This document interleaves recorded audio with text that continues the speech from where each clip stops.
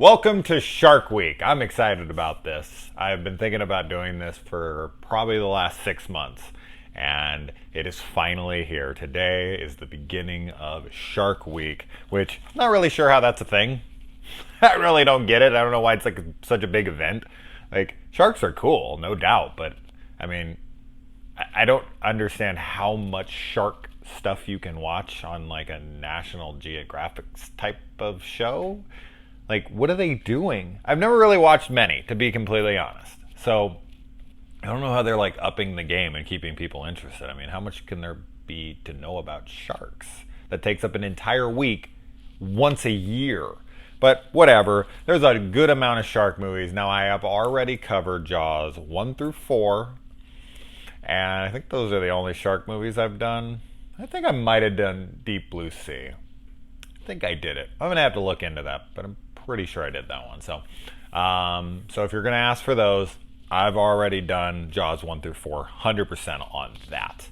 I will be skipping Slasher Sunday and Monster Monday this week for Shark Week because I really want to get to a decent amount of shark movies. So let's start with The Shallows, starring Blake Lively, who when I was watching this, I was pretty surprised by. I personally thought in this movie she looked a lot like Zoe Bell from Quentin Tarantino's movies. I mean, she's done other things like Raise and whatnot without Tarantino, but that's of course where she's going to be best known from. Death Proof, and she was the bride in Kill Bill. She was the stunt double for Uma Thurman in that. If you look at her pictures, if you look at her old videos, she looks a good amount like Blake Lively in this. And so, okay, so this movie has Blake Lively in a bikini for fucking 80 minutes. This is a short movie. It's like credits are rolling at like 79, 80 minutes. It's a real quick one, but it's really cool. And I mean, shark attacks. I think I talked about this in my Jaws review, but they're terrifying. I mean, yes, they're super rare, and these movies kind of put a bad spin on sharks, and people go out. I don't know. I had read that, you know, after Jaws had released, that a lot of great whites got killed because of the movie, because of the fear that it kind of invoked in people, and that's terrible. But I mean, we didn't have a good shark movie forever, like forever. We had Jaws, and then it was just nothing. The only thing that even came close wasn't a shark movie, but a really great killer, it's not a fish, but is Orca, the killer whale. That movie's fantastic. If you haven't seen that, it's one of the best Jaws knockoffs that there is. Highly, highly recommend it. I might just do it for the week. Just say fuck it. Like, I know it's not a shark, but it's a killer whale. Pretty close. Awesome movie. I'd love to talk about it on here. So we'll see. I mean, I'll have to consult with my boss on if I can do that or not. Hey, can I do that? Sure, why not? Okay, there we go. Now, the production value on this movie is just top notch. So I want to say the first like decent shark movie we got since Jaws was like Deep Blue Sea or something. I mean, it was so long after. I mean, there's other ones. There's foreign ones and whatnot, like Great White or Great Shark or that whatever. I've never seen that movie, but it looks fun. I'm definitely going to cover that one whenever I figure out what the hell it's called. My co-host from In Micah Madness watched it recently, and she was telling me about it, and I was like, that's one I really need to watch, so I'll get on that one. And so Blake Lively's character, she's going out to Mexico. She's going to find this private, secluded beach that her mom knew about, and she's supposed to go out there with a friend, but her friend's hungover from the night before, and when she wakes up in the morning or the afternoon or whatever, she texts her like, hey, I'm meeting up with that cute guy from last night, have fun, which ends up really screwing her. Although, I mean, to be honest, if they were just both out there in the water with as vicious as this thing is and as territorial as this thing is, and her friend probably just would have died. So her being there, I'm not sure It probably would have killed them both. Her friend might have been swimming back for who knows. So, she does survive. Spoilers, obviously. So who knows what would have happened there. But this shark is absolutely brutal. This thing it plays out like a straight monster movie. I mean, I could pretty much do this for Monster Money. The way it takes people down, and just, the waves are coming and the guys are just gone, and then the thing comes up out of the water, lifts that guy up off his board and smashes it down. Now, there are a few questionable CG shots in this for sure, but there are some fantastic shark sequences in this that looks 100% real. I don't know if it is real or not, but it looks 100% real. And it always makes me wonder, I mean, I know people will be like blasphemy and this and that, so I'm not saying remake Jaws. I'm not. But imagine Jaws. And I like the shark, okay? Don't get me wrong. I do. I think it adds a charm to the movie. It's fine that it doesn't look all that real. It's pretty cool for the time. But, Bruce the Shark is what it is. We know all the technical issues that damn movie had, and blah, blah, blah. But imagine a shark that looks as good as the good scenes in this movie in Jaws. I don't know. Would that make it better? Probably not. But it would be interesting to see something that unbelievably realistic in Jaws. Because, obviously, as we know, as I said, it's not the most realistic looking shark.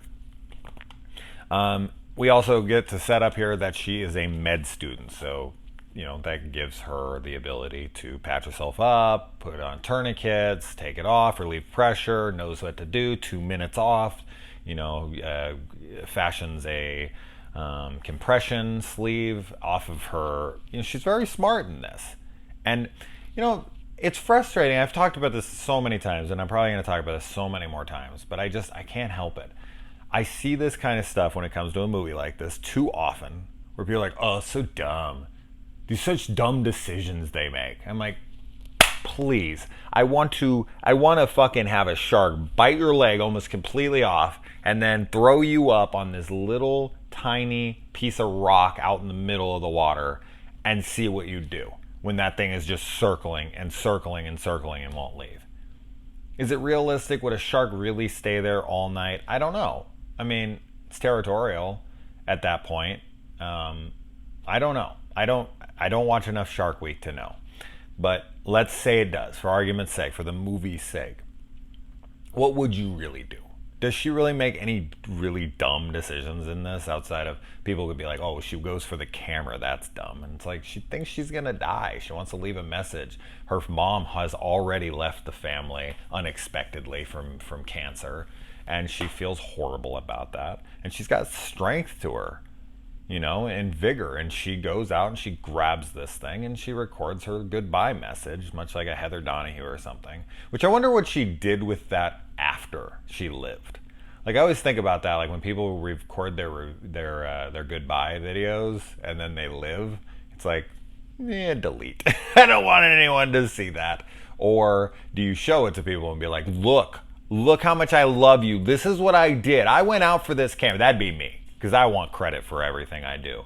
So I would go and I'd be like, look at this video. I want you to watch this video. I want you to see what I did with my last moments. What I thought was going to be my last moments, I thought of you. Now you're going to buy me things and you're going to worship me forever. No, okay, I don't want any of that, but I do want I do want the respect, the recognition. I don't know. That's part of me that I've tried to work on, but we all have our flaws. And I thought it was interesting that, one of the reasons that she kind of drops out of med school and doesn't know if she's going to go back is because she kind of questions her faith in Western modern medicine, with like, why did my mom even bother? Like, she was going to die anyway. She fought all this time and we did all of this treatment and she went through all this hell and she just died. And I don't feel confident. I don't want to be reminded of this every day when I go in there. And I get that. And there's some good stuff there. It's kind of stock at times, it's easy to throw in the cancer to death and all that stuff. I get that. That's pretty easy drama to invoke because there's a lot of people. You're gonna probably know someone close to you or someone close to you who knew someone, something pretty close to your vicinity of friends and family that died of cancer or got cancer. Of course, it's going to invoke something in you almost instantaneously. It is kind of a cheap play for drama, but regardless, they want to get to the shark action. How much fucking time do you want them to set up this character? She has to have something. So we have to get why she's out there, and she's there for the beach, which she wanted to get closer to her mother because of it. Kind of pay tribute to her and honor her or something. I thought she was going to break out her urn at some point and throw it in the water. But she goes out there, she meets these guys, and at first she's reluctant. Who the hell are these guys? I'm just going to kind of stay over here. They're going to stay over there. But then, she earns their respect by showing them that she knows what's up, that she can surf. And then they go in, and she actually goes in. And it's like, man, if she would have just stopped right there and left, she would be much better for it. But I don't know. At the end of this movie, she survives, and she's closer to her father, and she went back to medical school, and she is now taking her sister out after saying she didn't know if she would, or this and that. I feel like this bettered her. Sometimes, overcoming obstacles like that and kind of rising above something so awful makes us stronger. What doesn't kill us makes us stronger, right? It's a silly adage, but it's sometimes true. And I feel like at the end of this movie, she is a much stronger and better person because of it. And it's not like one of those things where, of course, you don't want it to have happened to you, but because it happened to her, she is better for it. So in a way, it's kind of good that it happened to her. It sucks that everyone else had to die, so it probably could have done without that, but whatever happened, she got her shit together after all of this, which is always good to see. And the fact that she's even confident enough to go back out, which we see all the time. This isn't unrealistic. We see rock climbers who fucking fall and lose limbs, and then you see videos of them and they're climbing it again, and you're like, what? I would never do that again, ever. But it's like they want to face their fear, they want to go against, or they just straight up love it, and they're like, even though this happened to me, and it's rare. If you've been attacked by a shark, the odds of you getting attacked by a shark are so low that if you got attacked by a shark, you can go out forever for the rest of your life and you ain't getting attacked. It ain't happening twice. It ain't happening twice. The odds are two. It's like if you get struck by lightning once, then you can just run outside and hold a metal rod up in the air and be like, it ain't happening again. And then you'll probably get shocked. Okay, don't hold a metal rod up in the air. All right. And the scene where she wipes out, this is where the production value really comes in. She wipes out and she's going across the bottom there, and she's flipping around inside, and the camera's following her as she goes, and she's hitting stuff, and there's the coral reef and all that. Unbelievable shot. Really high production value there. Looks great. Lots of fantastic shots in this movie of the ocean, if you're a big ocean lover.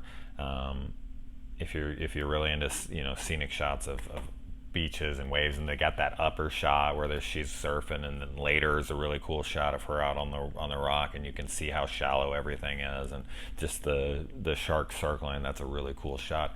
Another thing about these kinds of movies, and this is gonna bring up another movie for me, but one thing that really gets to me when I watch it is salvation.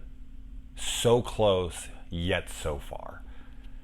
It's right there. She's a couple hundred yards from shore. It's right there. She's not out in the middle of the ocean. It's not like open water. It's not like The Reef. It's not like these movies where it's like they're out there and they're fucked.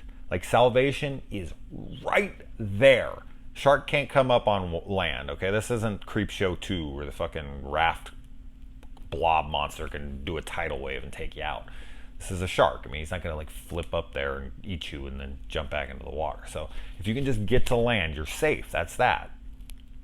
And there's something that irks me about that, in my mind. If I was part of that situation, I would just be like, I can't handle it. My brain would explode because I'd be like, it's just there. It's just right in front of me, and I can't. There's just this little gap that's too far.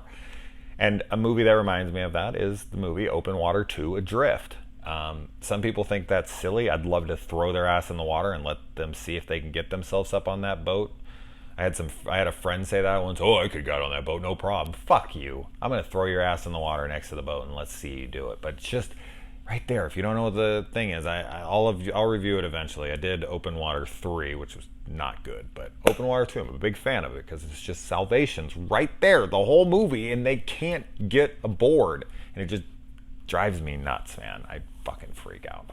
I like when she swims over to the whale after she's been attacked and her leg's been bitten into, and she has to use like chunks that have been bit out of the whale as like handholds to get up onto him, and he rips and out of there. The gore in this is pretty damn good for a PG-13 movie. We see a guy torn completely in half, and we see her leg, which she's stitching up and working on. It is a full-on skin flap that's like this big, like a huge square looking thing, and she's taken in, this like necklace that she has, and she's trying to stitch herself up, and it's brutal, man. It's super realistic looking, and I'm like, wow, PG-13, not bad, not bad. And she even gets to sneak in a fuck here, because you get one, supposedly two, I don't know what the rules really are on that, but you get a fuck you, which I think is supposed to be her smile you son of a bitch line, which all these shark movies need. The stingy coral reef and his face getting on that. I like that there's just little added things like that throughout, and the jellyfish scene, and she gets kind of stung and it wraps around her arm, and then the whole thing's light up and it's super gorgeous and they're illuminating, and then the shark's coming through and she's swimming out to the buoy. That's cool shit, man. Another one that's tough is the two guys who come out, and she's like, shark, go away. And they're like, there's no sharks here. And it's like, dude, you think she's just sitting up there? Really? You're idiots. But they get attacked, whatever. And then the guy tries to swim up, and he's up on there, and she's trying to pull him up, and then boom, he gets pulled away. That's in the camera. And then she gets the camera, and she has to watch kind of her quote unquote failure. I mean, she didn't really fail. What could she have done? But just to have to watch this again from his perspective of her looking at herself through his kind of eyes right above his, his eyes on top of his head, that would be brutal to have to watch. To be like, oh my God, if I could have just pulled you harder, or if maybe like you just feel like such a failure in that moment, it would be terrible. And fucking that guy, that drunk on the beach who gets gnawed in half, yes, that's the guy you want to die. It's kind of the obligatory cunt that they throw in here that's like food for the feast. It's like they always have to throw in that one guy. You're like, oh, I want you dead, and I'm going to celebrate when you die. Try to steal her phone and run off, and then he gets greedy and wants the surfboard. People might think that's silly, and I kind of do think it's silly, because I have to wonder what he thinks in that moment. Like, why is she out there on that rock? Why wouldn't she just swim to him? He's got to think something's up, but he's hungover and he looks like a total jackass. So who knows what he's going through in his mind there. But he goes out for the board, and boom, and he comes up on shore, torn in half. Which, if you want to see a fantastic torn in half movie from Killer Fish in the Water, Piranha, the newer one, the 3D one, not 3DD, but 3D. When they try to pick that guy up on the beach, you know what I'm talking about if you've seen it. That was one of the gnarliest gore scenes I've ever seen in any one of these kinds of movies. So there you go. And then she finally gets over to the buoy, and the flares on there are a dud, and she uses the whale's like oil that's coming off of it to light it on fire, and it burns his face a little bit, and he's on fire as he's coming with her. They go full on like action movie over the top shit here at the end. And I remember being in the theater with the ending and how she, defeats this giant foe. And I remember being like, what? That was silly. But having watched it this time, it is over the top. Don't get me wrong, yes. But it's movies. It's supposed to be. It's, it is what it is. This is more fun. This isn't super realistic. You want overly realistic, go check out The Reef, which I'll be reviewing here very shortly.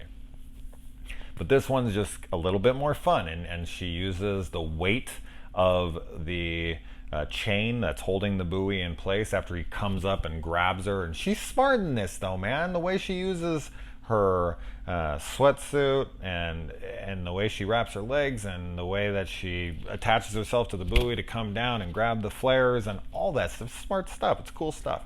And then she grows and she grabs it and she pulls herself to the bottom going towards the spikes and just lets go last second, and it's heading straight down and can't turn fast enough and just boom, impales itself.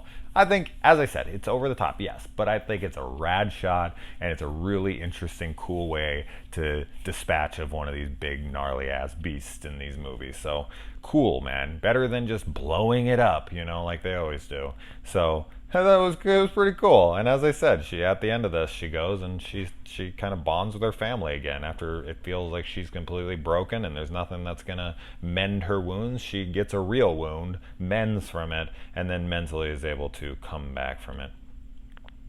I think that's it. I don't need to look through my notes anymore. I didn't even look at my notes. I don't even think once there.